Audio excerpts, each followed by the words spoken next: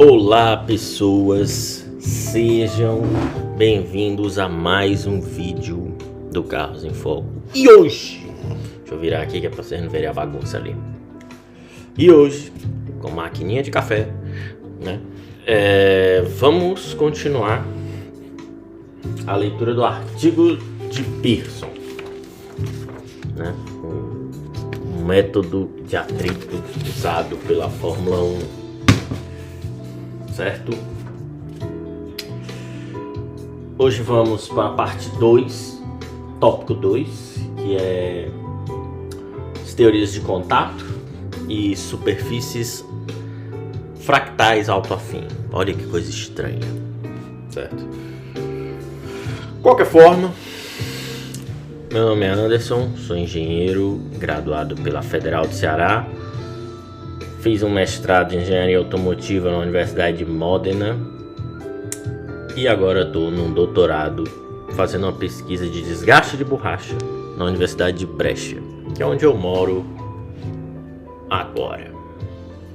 Vambora, seus pífios. Ok, vamos continuar o estudo do artigo.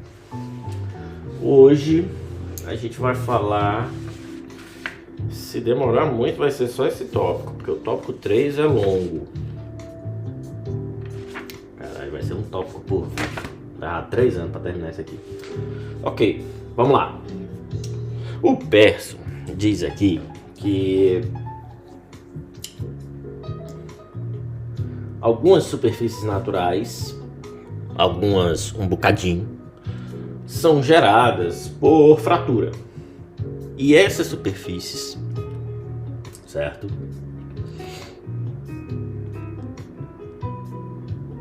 Superfícies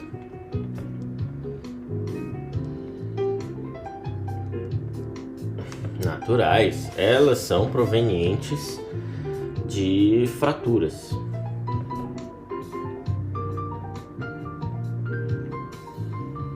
E o resultado disso é que elas podem ser aproximadamente consideradas como superfícies autoafins.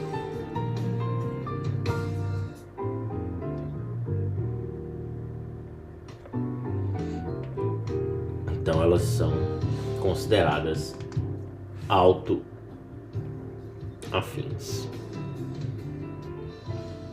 certo? Aproximadamente falando, né? E quando a gente está dizendo aproximadamente, em que senso? Em uma escala, em uma faixa de rugosidade, certo?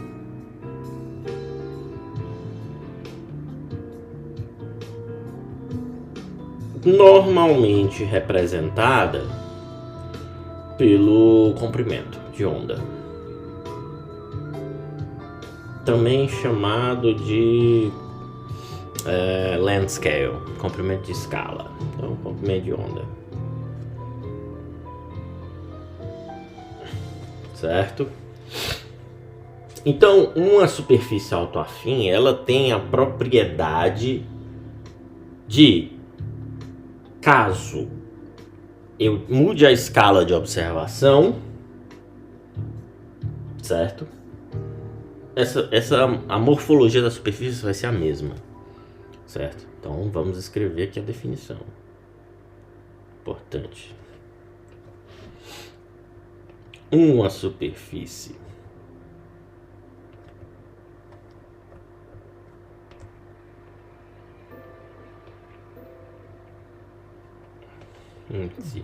fractal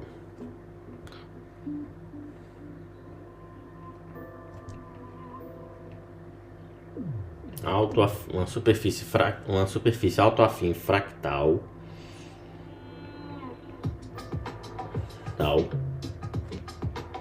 tem a propriedade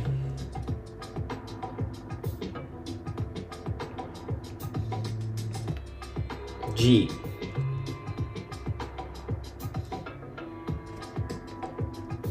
caso uma escala caso, a escala de observação.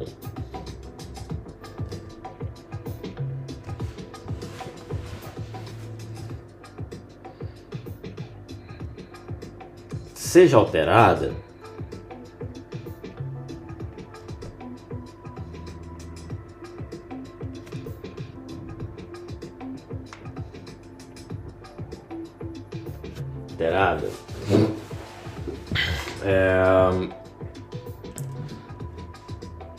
nenhuma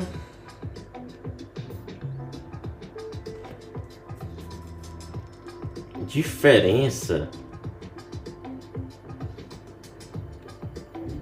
na sua morfologia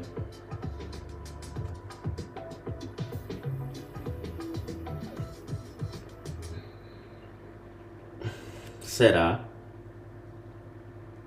notada.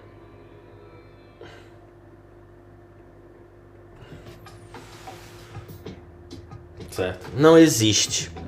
Eu aproximo, a superfície é a mesma. Características de rugosidade, no caso. Eu aproximo mais, é a mesma coisa. Aproximo mais, é a mesma coisa. Aproximo, a mesma coisa.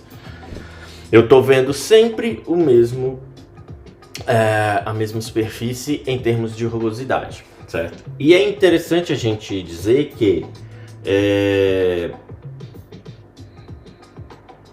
essa escala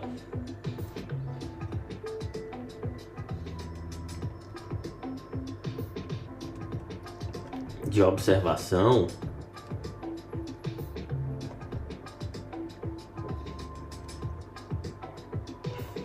ela é diferente, certo?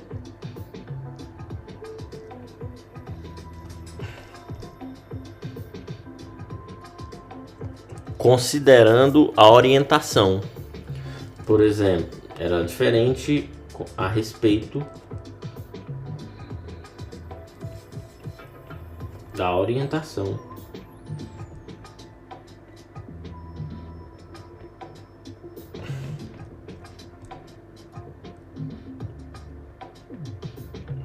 E direção.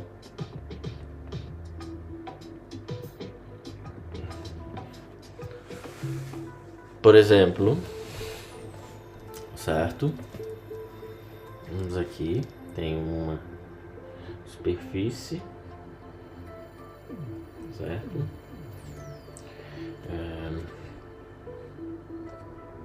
Z, X, Y. Eu acho que a gente até já falou sobre sobre o magnification já. Eu tenho 3 magnificações, certo? Que é o quanto eu aproximo. Eu tenho ela em função de Z, ou em função de Z, com relação a Z, que geralmente é dado por H, né? Que é a altura das asperidades. Eu tenho em relação a a Y, eu tenho em relação a X, certo? Eu tenho em cada direção, eu tenho uma.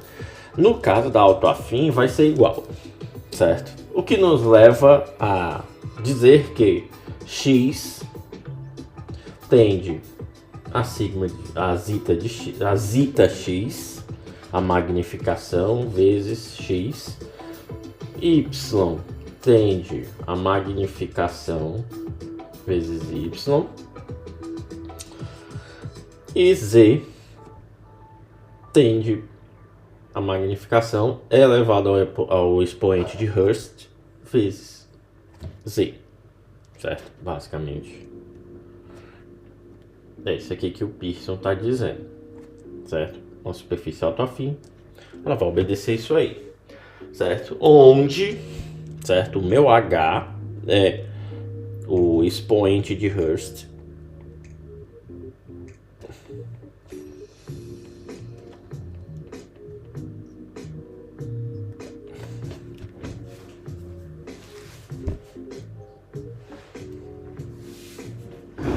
é o expoente de Hurst, que se relaciona com a dimensão fractal D.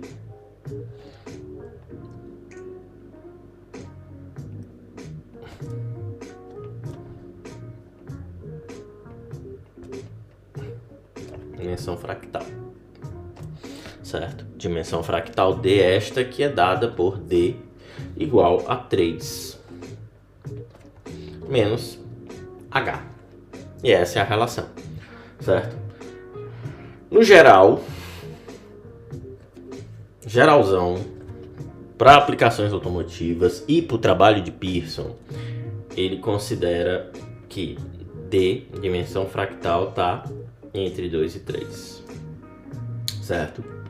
Logo, o nosso H vai estar entre 0 e 1,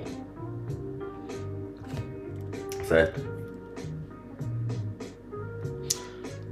E aí é onde entra a parte automotiva, porque o autor menciona que tem estudos indicando, certo? E ele diz aqui até para a referência 12. Referência 12, que é um corno. Referência 12, veja a referência 9, que é o Kluppel, que é um outro estudioso desse lance de atrito de borracha, com aplicações na área automobilística. Certo? Então, o asfalto, né, as rodovias, estradas,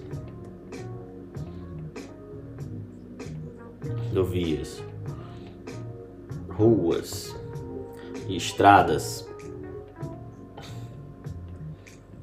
asfaltadas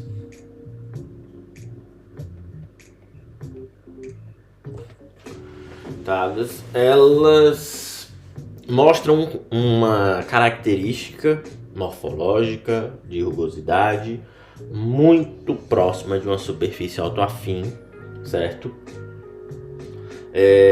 Com um intervalo finito de rugosidade. O que seria esse intervalo finito de rugosidade?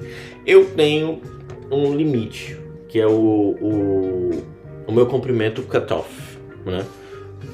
Que é o cutoff length, né? É o comprimento de corte, mais ou menos assim, né? Comprimento é definido pelo comprimento de corte superior.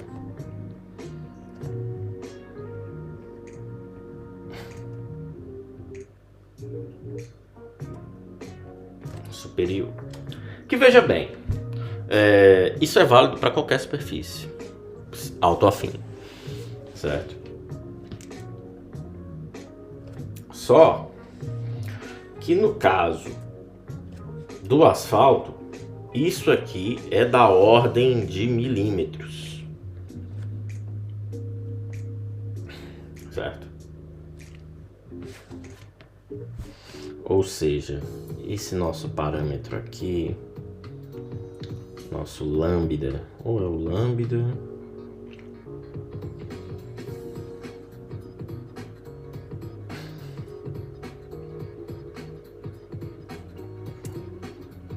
certo? O nosso lambda, ele vai ser o lambda superior, não o lambda inferior. Ele vai ser da ordem de milímetros. Geralmente o lambda inferior ele tá ali em micrômetros, certo? Para rodovias, no caso, o lambda superior ele vai ser da ordem de milímetros. Beleza, continuando. E aí é necessário. Existe uma teoria de contato própria para isso, né? Que é o que basicamente a gente está vendo aqui, certo? Um dos primeiros, ele menciona aqui que uma teoria simples foi a teoria de Archard, que é bastante conhecida, certo? Que também abordou contatos do tipo fractal. Ele até dá o artigo aqui para até anotar. 13 e 14, Archard, período Triássico, beleza, certo.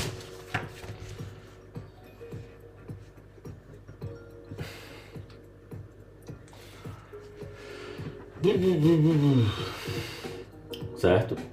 Beleza. Aí o que é que acontece?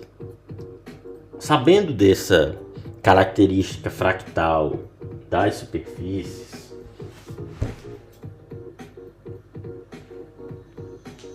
né?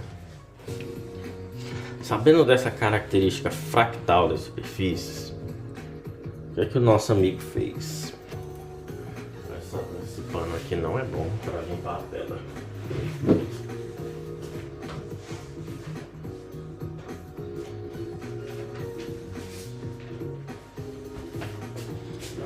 Esse é. Pronto.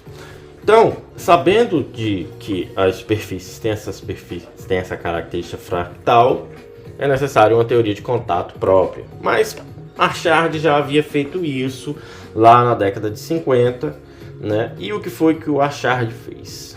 Né? Qual foi as contribuições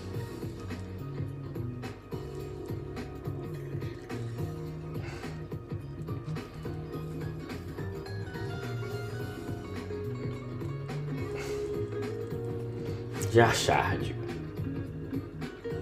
Beleza. Certo. Basicamente, contribuição do Achard. A área de contato A, certo? É quase, né? Quase proporcional à carga, né? Então, carga é o quê? Carga normal, certo? Certo? Quase proporcional à carga. E aí, depois, certo, das contribuições de Achard, outros autores trabalharam nisso, também nesse foco em superfícies autoafim. Eu mencionei o Achard porque ele é o mais famoso, né? Certo? E aí se descobriu que essa proporcionalidade, certo? Ela não é linear, certo?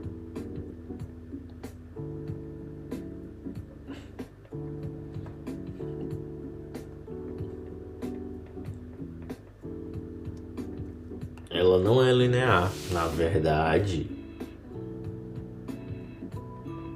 a proporcionalidade entre área e força normal, ela é não linear, onde eu tenho sim essa proporcionalidade, mas com a força normal elevada a este quociente 2, 1 sobre 1 mais exponente de Hurst. Eu também posso dizer que a força normal ela é proporcional à área, tendo a área elevada a 1 mais exponente de Hurst dividido por 2, certo? Então, definitivamente não linear.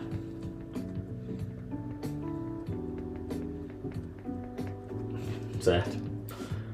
E aí, considerando que H é menor do que 2, não, menor do que 1, certo?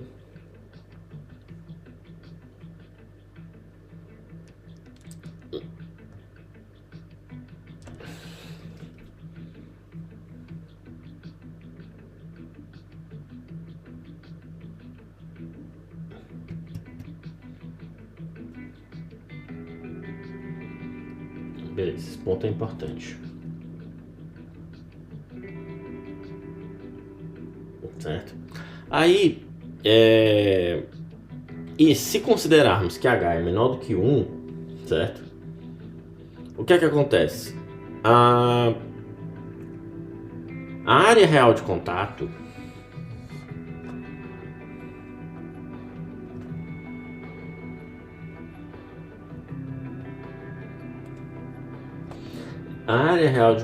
vai aumentar mais rápido que linearmente, certo? Vai aumentar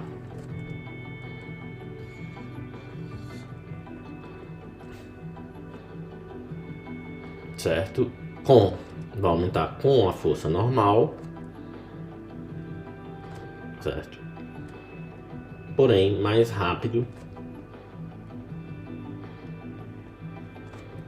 do que linearmente.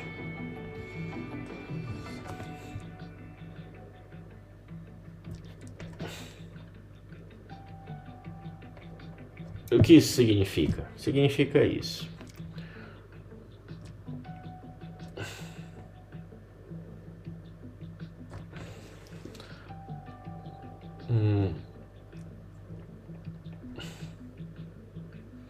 Área, força normal. Se fosse linear, seria isso.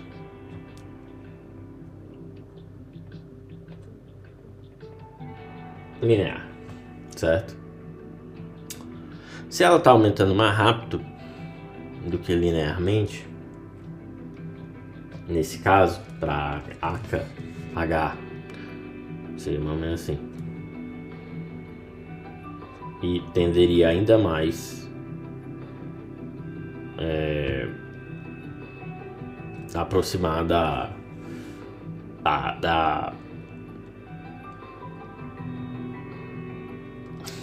seria mais ou menos assim.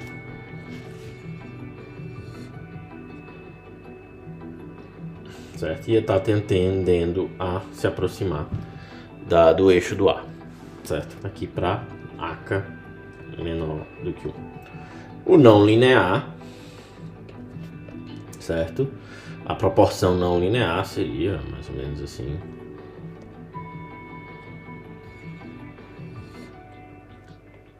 É basicamente isso que a gente está querendo dizer com essas correlações. Só que para o Pearson e para o trabalho dele, certo? Ele considerou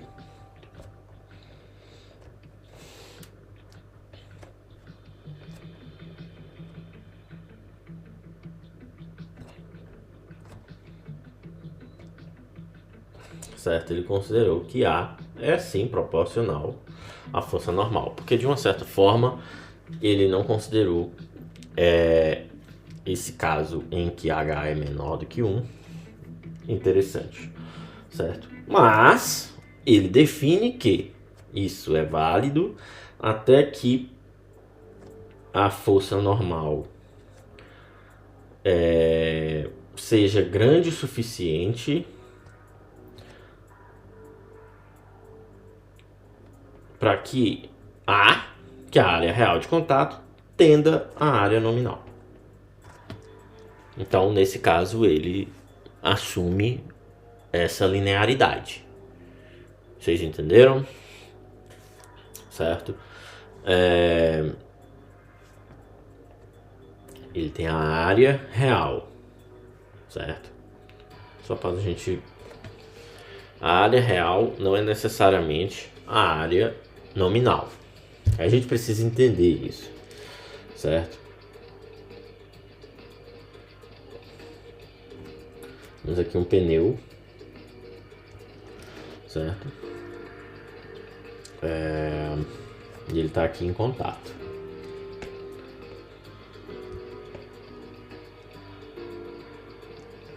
Com a pista, certo? Se a gente observar de cima, você veja que tem a deformação natural do pneu e tal, já sabemos.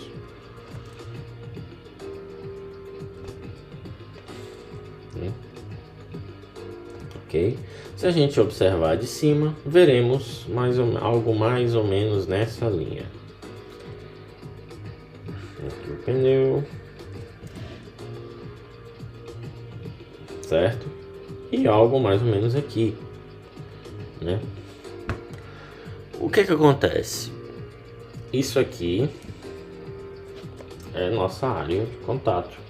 Temos aqui o comprimento L, aqui uma largura W. Isso aqui estou supondo, viu? Uma largura W. Então nossa área nominal é L vezes W. Mas o que acontece? Não é bem assim. Se a gente for aproximar isso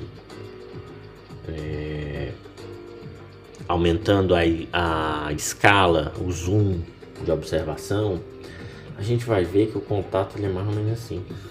Aqui está em contato, aqui está fazendo contato, aqui está fazendo contato, aqui está fazendo contato, aqui está fazendo contato, aqui também,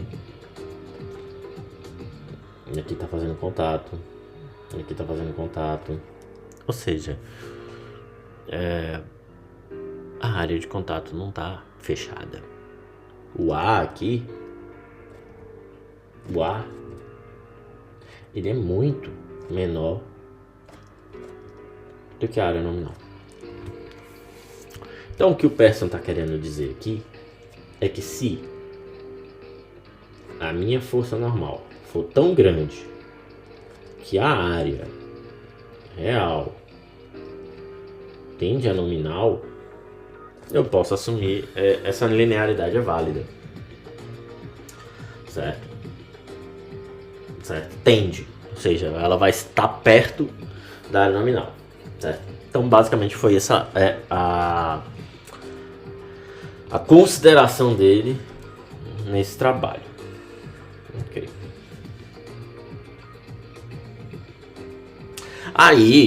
E aí, gente, essa parte é interessante. E aí, como é que é feito a força de atrito? A força de atrito vai ser a soma, né? A força de atrito aqui no caso pode ser Fx, como pode ser Fy, né? No caso Fy seria o grip, força lateral, né? The lateral load, né? Seria a soma de todas as áreas de contato, né? E aí, né, vai depender de quantas ilhas do contato que eu consigo estabelecer, certo?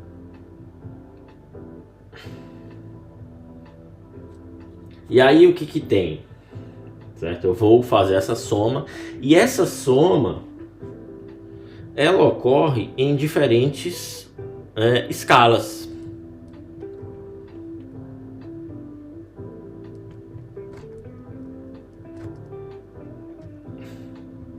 Certo? Diferentes escalas, porque eu vou aumentando, eu vou fazendo as considerações, né? Tipo, eu pego essas ilhas aqui, se eu aumentar ainda mais, eu vou ter ilhas ainda menores, e então eu vou fazendo essas somas, certo? Então, no caso de uma rodovia, de uma estrada asfaltada, como a gente sabe, o limite é da ordem de milímetros, né? Que é tipicamente o tamanho das partículas ali do asfalto, né?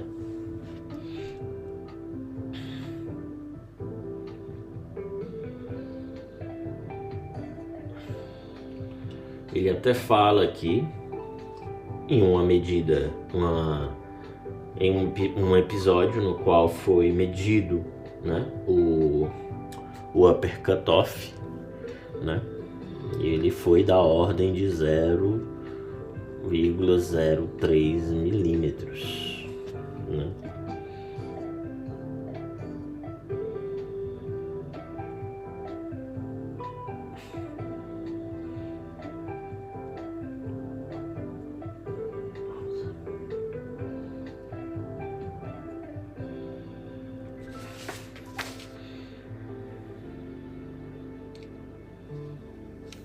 Essa parte é interessante.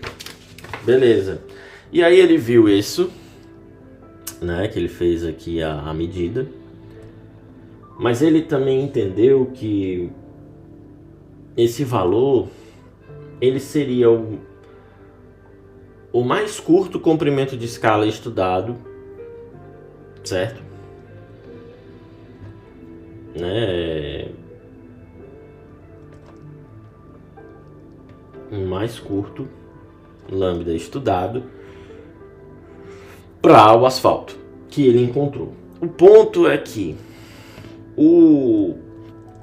Aí eu vou escrever aqui de preto de novo. O lambda 1, que é o lower, ele tem um comprimento de escala curto, certo? E esse comprimento ele estabelece que eu vou somar. Ah, sim, entendi. Peraí. Não. Beleza, aqui tá correto. Aqui foi estabelecido que pro asfalto ele encontrou nas últimas medidas isso, 0.003, que foi o mais curto que ele já estudou, certo? Pegando a soma, certo, das forças, certo, a soma das forças de atrito, certo, considerando a escala, certo?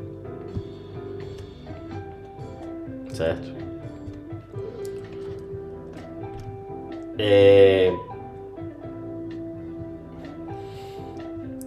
O lambda mais curto, ele não é determinado. Veja bem, a gente falou aqui, o lambda 0, ele é o que está o superior, que tem um range, certo? Eu tenho o lambda 0, que, se eu não me engano, é lambda 0.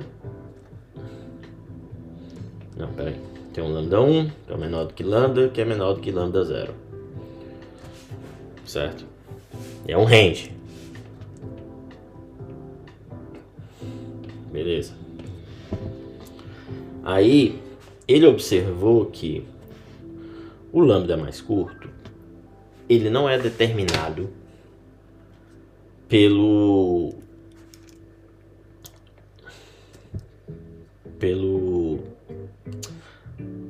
o comprimento de corte,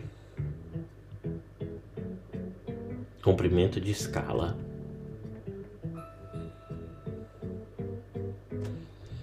de corte mínimo ou mais curto, certo? Esse aqui é o máximo, esse aqui é o mínimo. Então, o que é que acontece? No asfalto, o mais curto não vai ser esse aqui.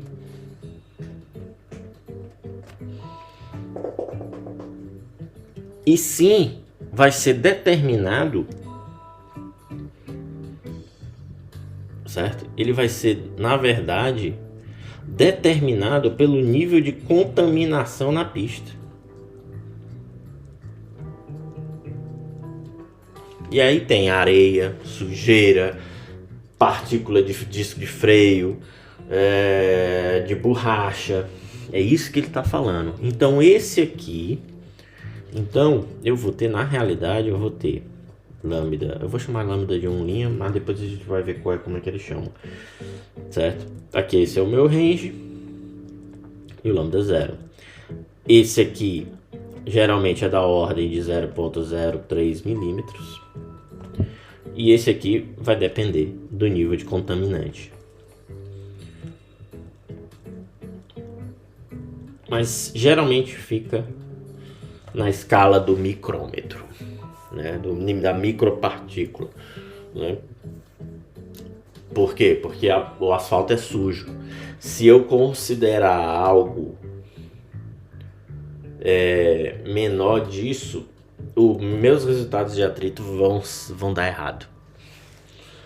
Não vai convergir com uma medida. Se eu fizer as medidas de atrito, um ensaio, e faço o numérico, não vai convergir.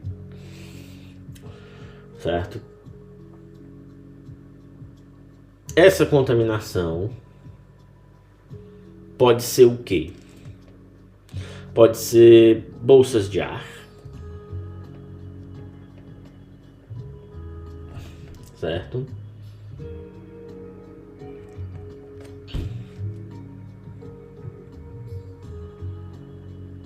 Pode ser uma fina camada de borracha no próprio pneu.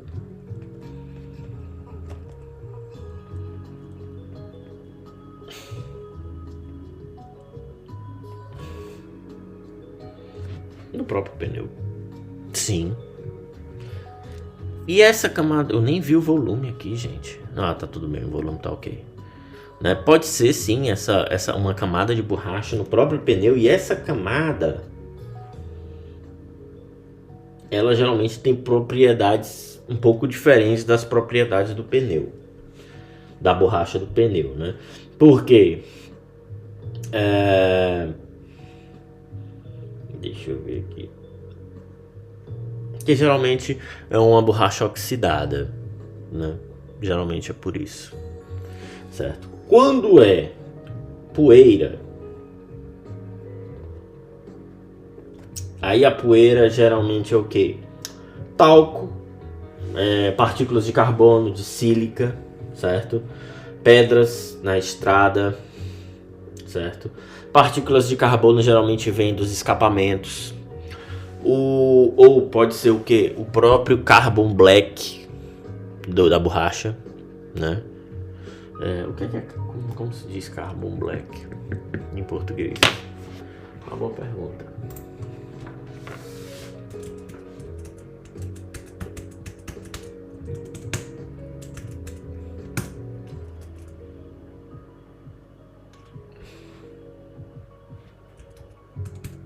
Como se diz carbon black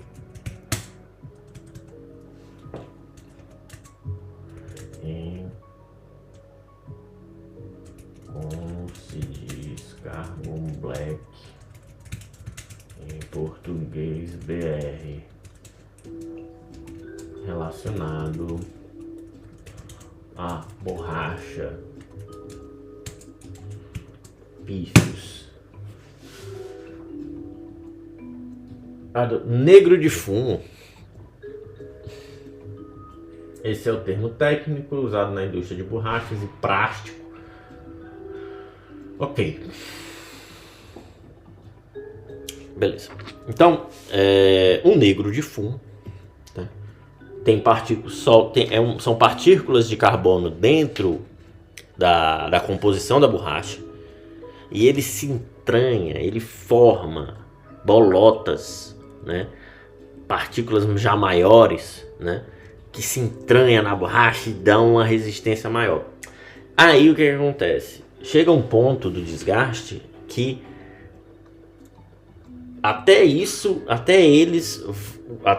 essa partícula, que ela é mais rígida que a borracha, ela é mais rígida não, ela é rígida e a borracha é mole, né? Ela vai ter um ganho no atrito também, né? Então, acontece que esse carbono, partícula de carbono, pode ser sim do carbon black. E de sílica também, da sílica usada em pneus, que é usada em pneus para reduzir a resistência à rolagem, certo? Ok.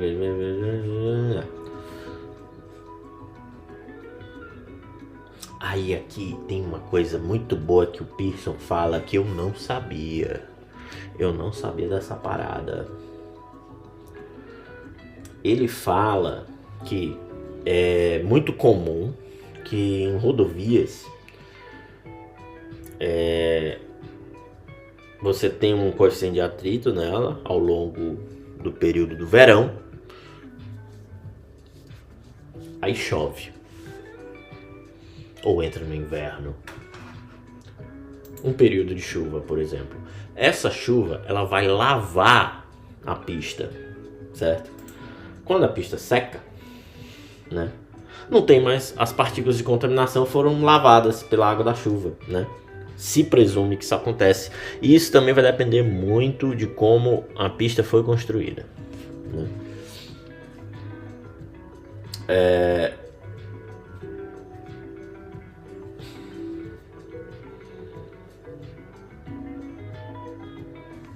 Aí o que acontece? Essa lavagem é normal se tem um ganho no atrito, né? Por quê? Porque a pista ela vai estar com as microasperidades da pista salientes, não vão estar cobertas de pó, porque esse pó ele entra justamente na microasperidade. E aí a pista parece boa, parece, pô, esse asfalto tá com cara de bom, mas é liso, né? É muito interessante. Ele até mostra isso aqui. Eu vou desenhar para vocês. Eu não já desenhei, não?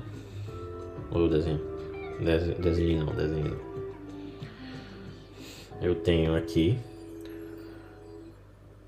a minha... Eu vou fazer o seguinte. Eu tenho aqui minha pista, certo? Aí eu tenho as micro rugosidades aqui, micro asperidades aqui,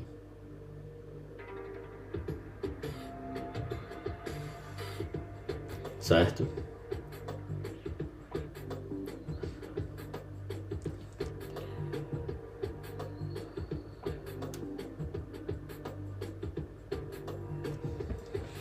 Ok. Eu vou até copiar. Copy. Beleza. Aí, quando a pista tá suja, o que acontece? Eu fico com as pedrinhas aqui entre as microasperidades.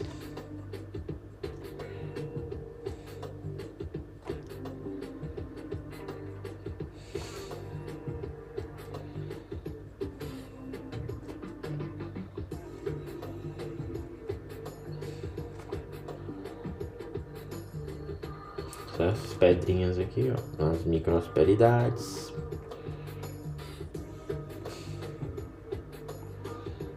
Cobrindo essas microasperidades e atrapalhando o baile. Por quê? Porque logo aqui acima eu tenho a borracha. A borracha tá aqui, ó. Tentando se moldar sobre a superfície. E de fato consegue se moldar. O problema é que eu tenho uma contaminação em cima. Certo?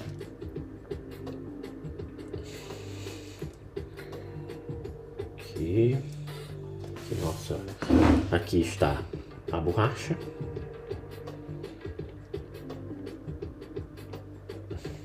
Certo?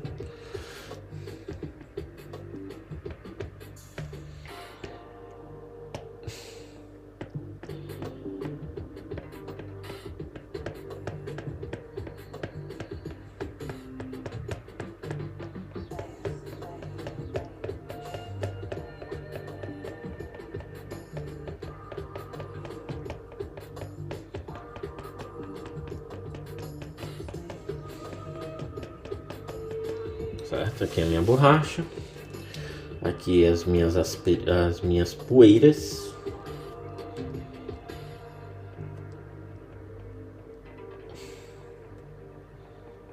Aqui as poeiras.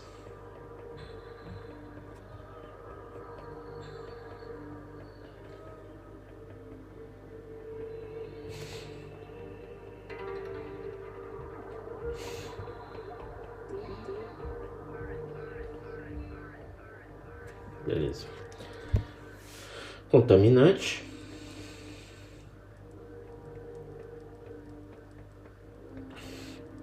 Aí eu tenho a macro rugosidade.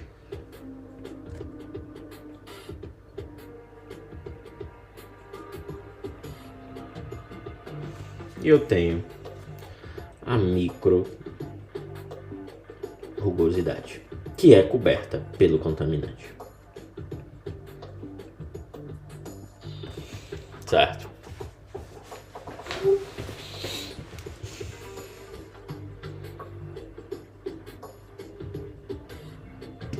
Beleza.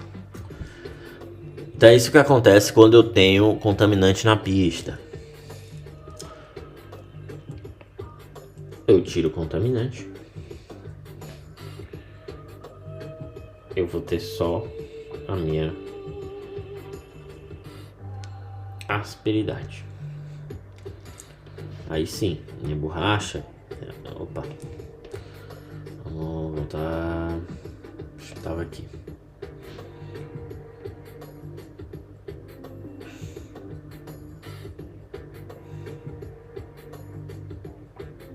Ela não vai entrar em tudo, mas na maioria ela vai entrar.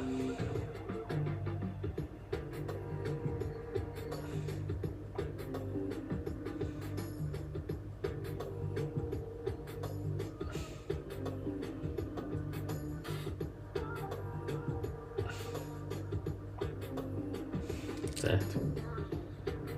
Está aqui nossa borracha.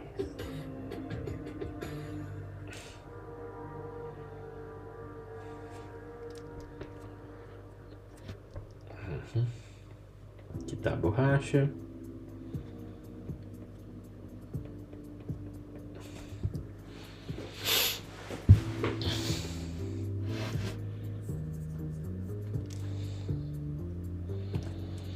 Aqui, tá aqui a borracha e tal.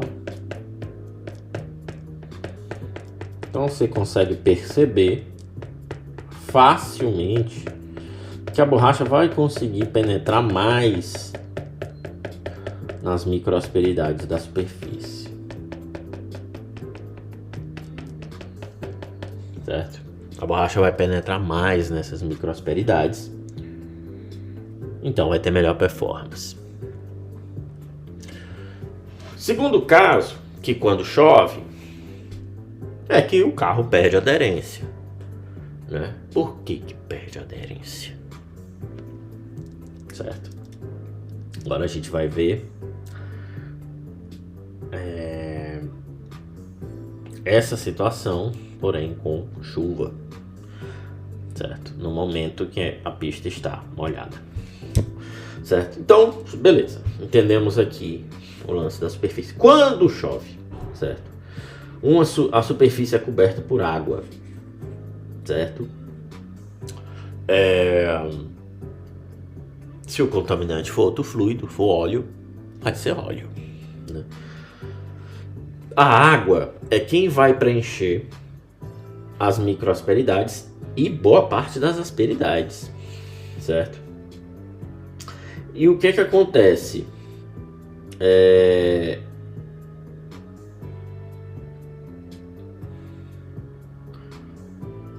O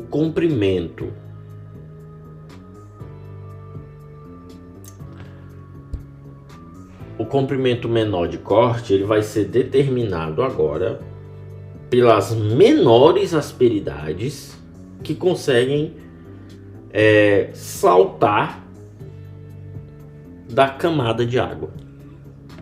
Vou explicar, a gente vai entender. Beleza? Eu desenhei aqui de azul, era melhor a água ser azul, né? Mas a água vai ser vermelha. Por quê? Por que a água vai ser vermelha? Não sei. Enfim, a água vai ser vermelha porque é o que sobrou. Aqui a aguinha. A aguinha. Pou. Tofe. Certo? Veja a água aqui, ó. A aguinha aqui.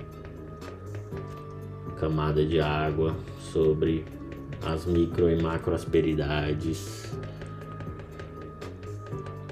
Certo? Aqui outra camada d'água. Aí, quando o pneu passar por cima dessa superfície, ele vai fazer isso. Ele não vai jogar água para fora. Pode até jogar para trás. Certo? Aliás, ele pode até penetrar nessas microasperidades que saltaram, assim como o Persson falou, né? Ele consegue penetrar nas que sobraram, mas veja que uma boa parte está com água e a borracha não vai penetrar nisso. Então veja aqui, borracha.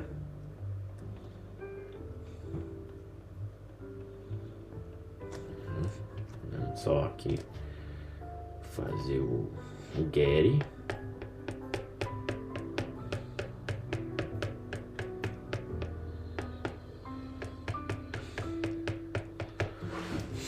Certo? Então a borracha ela não vai conseguir penetrar em todas as microasperidades. Beleza.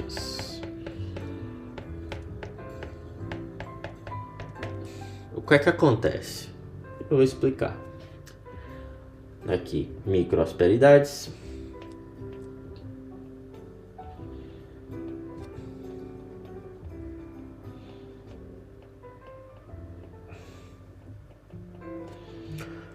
o preto são as macro, rugosidades.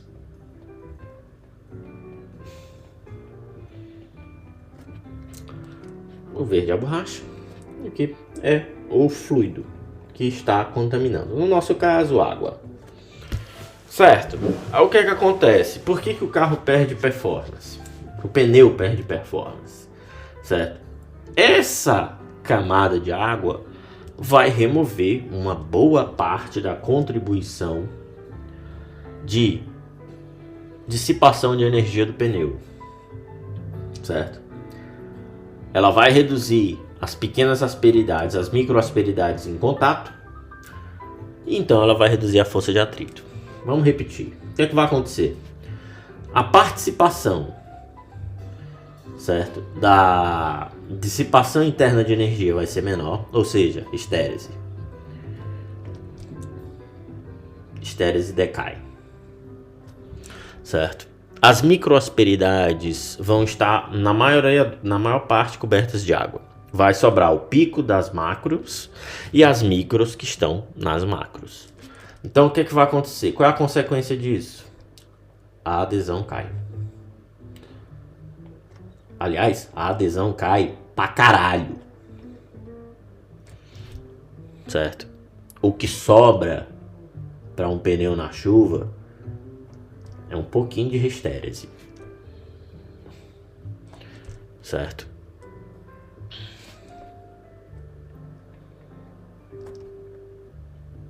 A estérese cai, mas é ela que passa a ser o coeficiente de atrito dominante.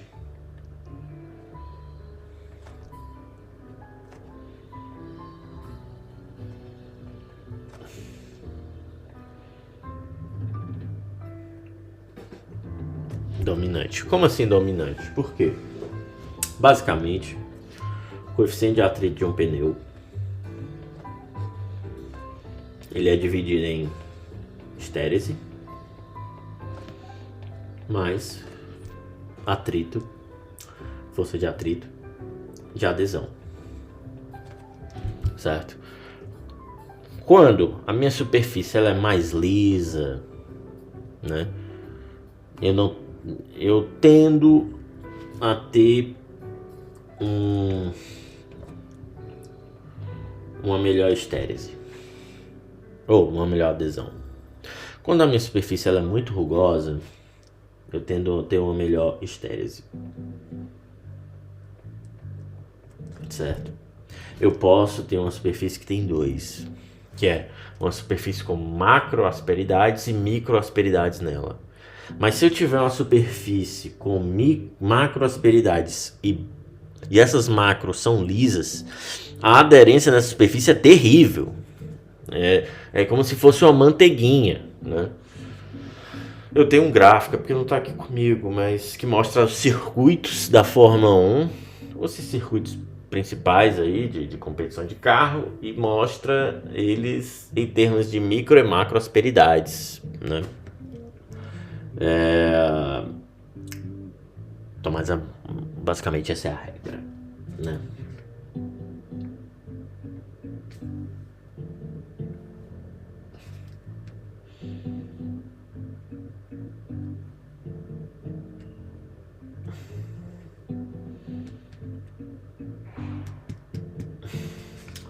Ok, eu acho que aqui a gente termina o tópico de a teoria da superfície autoafim. Próximo vídeo. Eita, começou o Parkinson.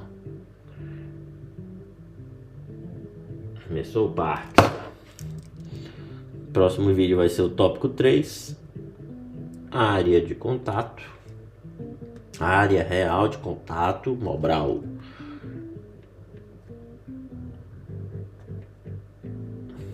Área real de contato. Discussão qualitativa.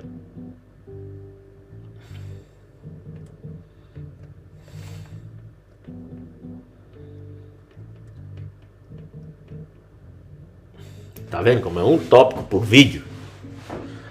Foda, meu irmão. foda. E esse é grande, viu? E depois, eu acho até que depois a gente vai mais rápido.